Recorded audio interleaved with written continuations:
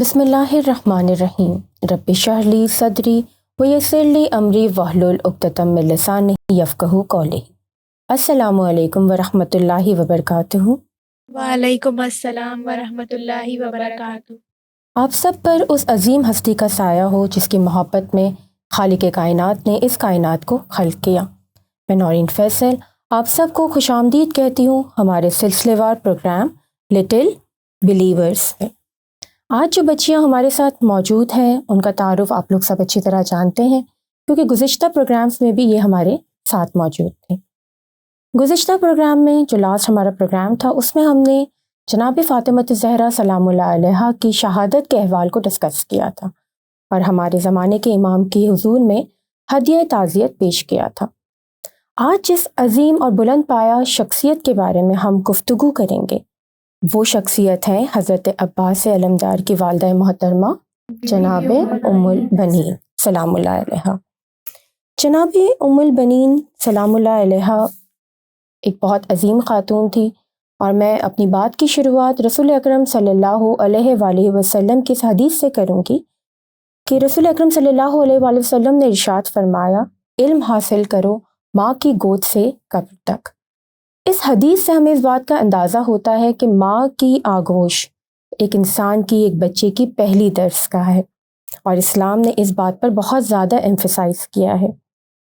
عرب کے غیر تہذیب یافتہ معاشرے میں بنی ہاشم میں وہ واحد خاندان اور قبیلہ تھا جو علم و معرفت میں ایک بلند مقام رکھتا تھا، اور وہ اعلیٰ منزلوں پر فائز تھے، جہاں یہ شعور پایا جاتا تھا کہ ایک خاتون خانہ، ایک عورت جو ہے وہ بہت امپورٹنٹ فیکٹر ہے فیملی کے لیے۔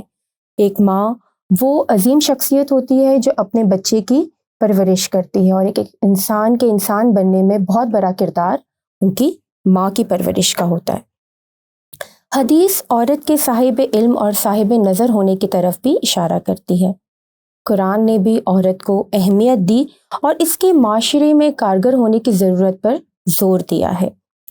اس زمرے میں جناب ام البنین اپنے علم و فہم میں بہت زیادہ اعلیٰ مقام رکھتی تھی، حالانکہ وہ بنی ہاشم سے تعلق نہیں رکھتی تھی، مگر اس کے باوجود ان کی تربیت جن لوگوں نے کی تھی، ظاہر جو ان کے والدین تھے وہ بہت زیادہ اچھے لوگ تھے اور بہت زیادہ علم و ادراک کو سمجھتے تھے اور بہادر بھی تھے۔ یہ تو آپ لوگوں نے سنا ہی ہوگا اس بارے میں۔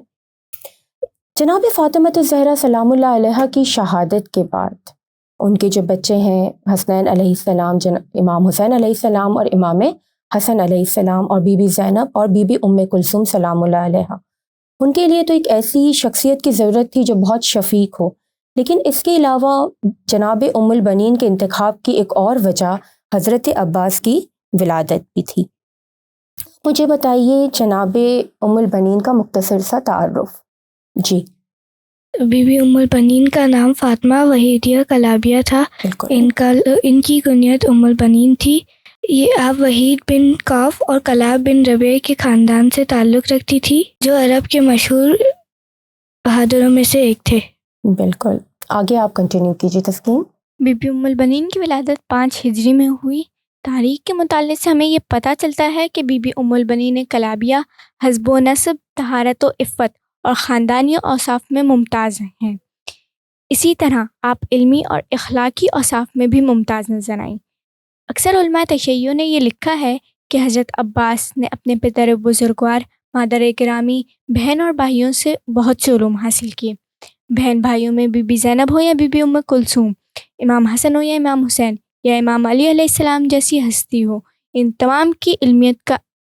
تمام شخصیت کی علمیت کا مقام اظہر من الشمس یعنی سورج کی طرح نظر آتا ہے۔ بالکل بالکل۔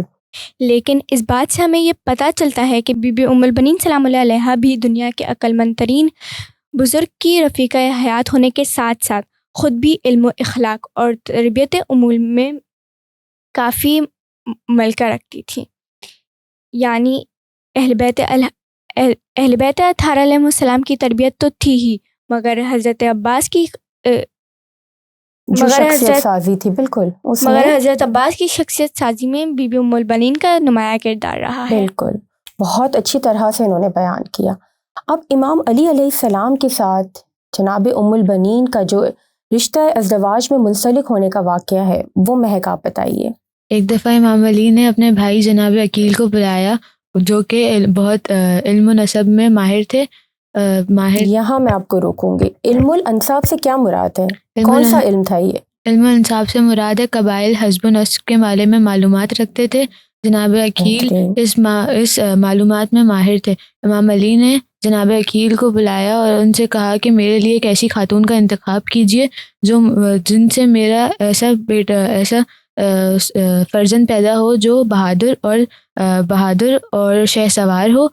تو جناب عقیل نے حضرت علی کو بی بی ام البنین کا نام پیش کیا اور کہا کہ ان کے باپ دادا میں عرب میں ان کے باپ دادا سے کوئی زیادہ شجاع اور دلیر نہیں، تو اور جناب بی بی ام البنین کی تربیت بھی بہت اچھی ہوئی تھی۔ اس کے آگے فضا بطول آپ بتائیے۔ ایک رات کو بی بی ام البنین نے خواب میں دیکھا کہ ان کا کمرہ بہت خوشگوار ماحول میں تبدیل ہو گیا تھا اور بہت خوشبودار تھا، اور انہوں نے محسوس کیا کہ چاند بہت زیادہ چمکدار ہے اور تارے بھی چمک رہے ہیں۔ کچھ دیر بعد وہ چاند نیچے آیا اور ان کی گود میں آ گیا اور باقی ستارے ان کے ارد گرد طواف کرنے لگے۔ جب صبح ہوئی تو انہوں نے یہ واقعہ اپنی والدہ سے بیان کیا، تو ان کی والدہ نے کہا کہ ہم عرب کے کسی بزرگ سے، ہم قبیلے کے کسی بزرگ سے اس واقعے کے بارے میں، اس تعبیر کے بارے میں بات کریں گے۔ جب انہیں اس بزرگ کا سارا واقعہ خواب بتایا تو انہوں نے فرمایا کہ اللہ تعالیٰ ان کو 4 بیٹوں سے نوازیں گے، اور ان کے لیے ایک خوشخبری ہے کہ ان کا رشتہ جلد ہی ایک عظیم شخصیت سے ہوگا۔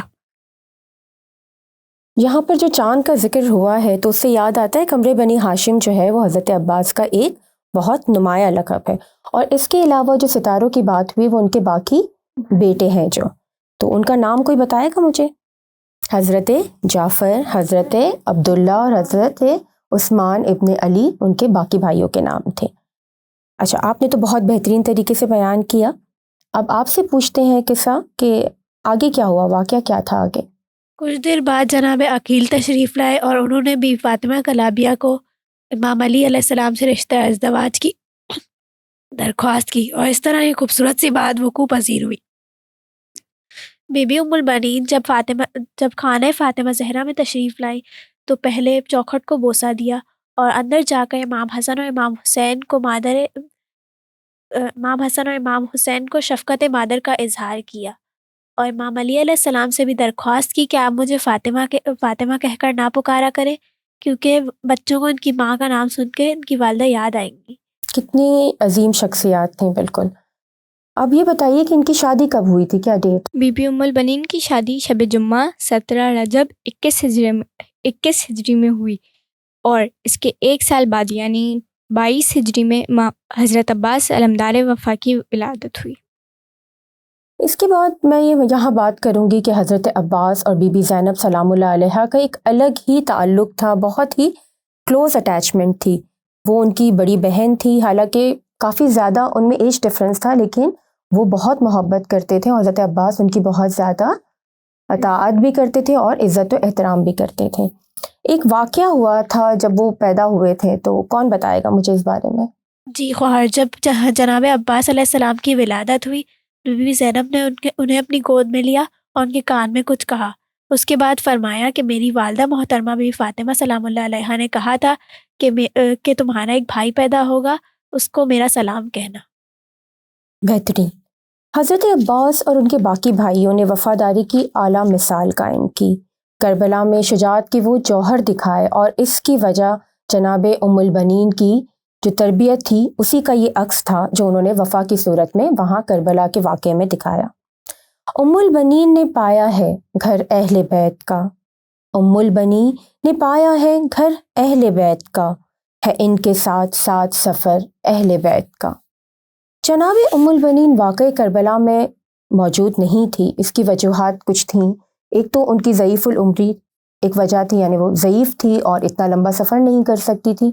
اس کے علاوہ ایک وجہ یہ بھی تھی کہ جناب سغرا جن کے بارے میں ہم سنتے ہیں کہ وہ مدینے میں ہی رہ گئی تھی، ان کی بھی ظاہر سرپرستی انہیں کرنی تھی، اور خاندان کے کچھ اور افراد بھی تھے، تو ان کی سرپرستی کے لیے جناب ام البنین مدینے میں ہی وقوع پذیر تھے، وہیں پر رہ گئی تھیں۔ اس کے بعد جب کربلا سے قافلہ واپس آیا جس کے سربراہ اور قافلہ سالار امام زین العابدین علیہ السلام تھے اور بی بی زینب سلام اللہ علیہا تھیں، جب وہ واپس آئے تو بی بی ام البنین نے انہیں امام حسین علیہ السلام کا پرسہ دیا۔ اس کے بعد وہ ایک خاص کام کیا کرتی تھی جس کے بنا پر وہ بہت زیادہ مشہور بھی ہے۔ جی بتائیے۔ واقعہ کربلا کے بعد ان کی زندگی کے ایام اس طرح بسر ہوئے کہ وہ حضرت عباس کے فرزند کو لے کر جنت البقیع میں تشریف لاتی اور بی بی فاطمہ زہرا کی قبر کے سرحانے بیٹھ کر مرثیہ پڑھا کرتی، اور وہ مرثیہ اس قدر دلسوز اور غمگین ہوا کرتا تھا کہ مرثیے سے تمام مدینہ کے افراد ان کے ساتھ گریہ کرتے تھے، اور دوست تو دوست، دشمن بھی ساتھ میں رونے لگتے تھے۔ کیا وجہ تھی اتنا پرسوز مرثیہ کہنے کی؟ ایک تو سب سے بڑی مصیبت امام حسین علیہ السلام کی شہادت، اور دوسرا وہ اپنے 4 بیٹوں پر گریہ کنا ہوتی، مگر ہمیشہ امام حسین علیہ